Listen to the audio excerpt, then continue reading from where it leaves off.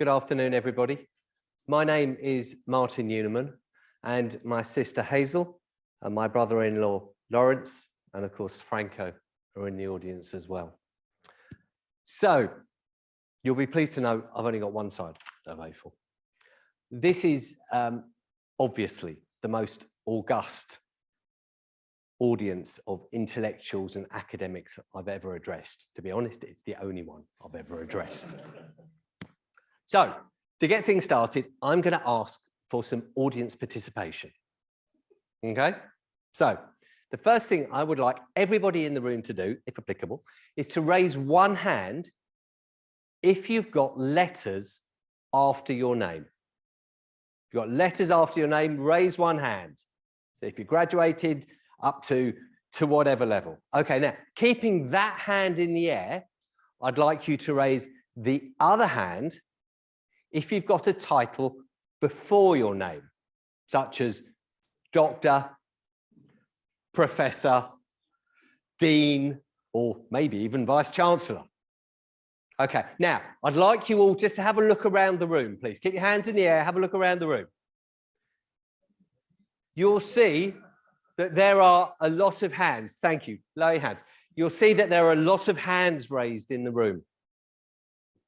Now, this is to do with our identity. And when we come into the world, we're a blank slate. We have no real identity. And it's up to us as we go through our lives to become the curators of our own identities. But there are some societal norms that we may choose to adopt that are just, they come to us. So they might be things like daughter, son, wife, husband, brother, or sister. For Hazel and I, Geoffrey was quite simply our brother. And he was my big brother. I'm the youngest. He was Hazel's little brother. She's the oldest. She won't thank me for saying that. But he was always our brother. And for those of you who are lucky enough to have a sibling or siblings, you'll know that in the normal course of life, if things go as they should do normally, your siblings will be the people with whom you have the longest relationships with in your life and whom you have the most in common. Your DNA, your upbringing, your everything. You just have this intrinsic link that can't really be replicated anywhere. As a family, and I naturally include my father, Alan, who's joined us online today, we were always immensely proud of our brother Geoffrey. And we continue to be proud of the work that he did and of the legacy that he now leaves for others to carry on.